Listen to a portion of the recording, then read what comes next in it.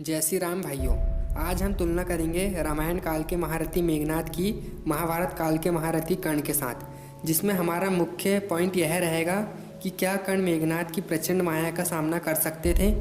इसके लिए हमें सबसे पहले यह जानना होगा कि मेघनाद और कर्ण की मुख्य युद्ध कला कौन कौन सी है। हम इस वीडियो में भी वही मुख्य पॉइंट के बारे में बात करेंगे जो पॉइंट्स हमने अर्जुन और मेघनाद की तुलना करते हुए रखे थे।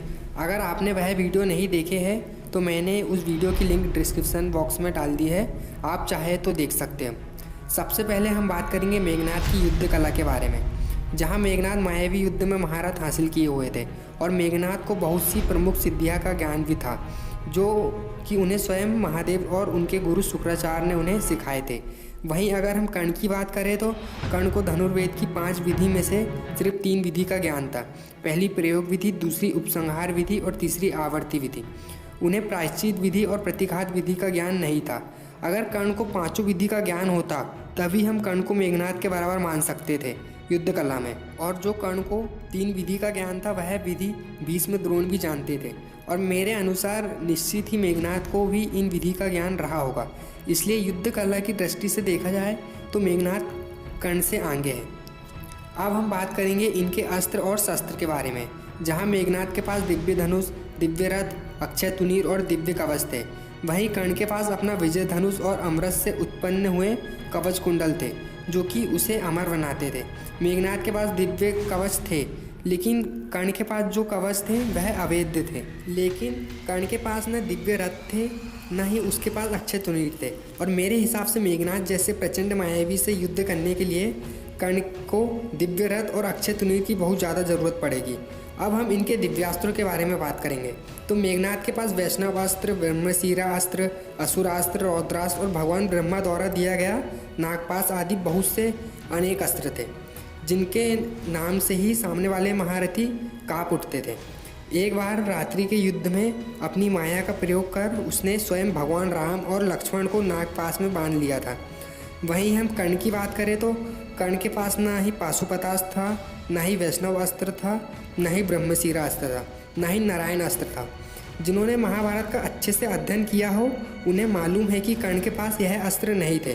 कर्ण के पास ब्रह्मास्त्र, आग्नेयास्त्र, वरुणास्त्र, ऐन्द्रास्त्र आदि बहुत से अस्त्र थे, लेकिन ये सारे अस्त्र आपको लगभग ज़्यादातर महारथी के पास मिल जाएंगे।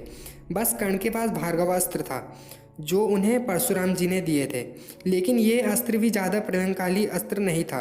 और कर्ण के पास वासवी शक्ति थी, लेकिन हम कर्ण की तुलना कवच कुंडल के साथ करेंगे या फिर वासवी शक्ति के साथ, क्योंकि दोनों चीज़ें कर्ण के पास एक साथ नहीं थी।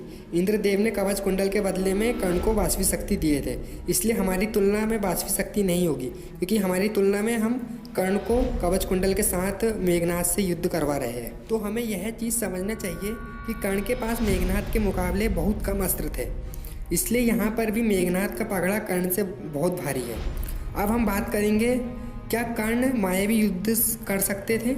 इसके लिए हमें गंधर्व युद्ध देखना होगा, जहाँ जब चित्रसेन माया का उपयोग करता है तब कर्ण को चित्रसेन के सामने से भागना पड़ता था, और कर्ण के पास उस समय कवच कुंडल भी थे। ऐसे ही कर्ण घटोत्कच की माया को भी नहीं रोक सक रहे थे, उन्हें वासवी शक्ति का प्रयोग करना पड़ता है। लेकिन अगर कर्ण के पास वासवी शक्ति नहीं होती तो वह घटोत्कच का वध कभी नहीं कर सकते थे। इसलिए मायावी युद्ध में कर्ण बहुत कमज़ोर है, और हम इस तुलना में वासवी शक्ति को भी नहीं जोड़ रहे हैं, इसलिए कर्ण कभी भी मेघनाद को युद्ध में नहीं हरा सकते थे। और यहाँ बहुत से लोग यह कहेंगे कि कर्ण कवच कुंडल के साथ अमर था।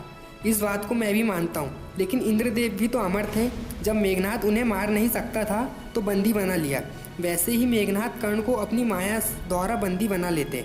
अगर कर्ण गंधर्वों से नहीं भागते तो चित्रसेन ही कर्ण को कवच कुंडल के साथ बांध लेते, जैसे उसने अपनी माया से दुर्योधन को बांधा था। तो मेघनाद तो आराम से ही कर्ण को कोई दिक्कत के कर्ण को कवच कुंडल के साथ ही बंदी बना लेते अपनी माया द्वारा। तो फ्रेंड्स, आज का वीडियो यहीं ख़त्म होता है। अगर आपको वीडियो अच्छा लगा हो तो वीडियो को लाइक और चैनल को ज़रूर सब्सक्राइब कर लीजिएगा। धन्यवाद।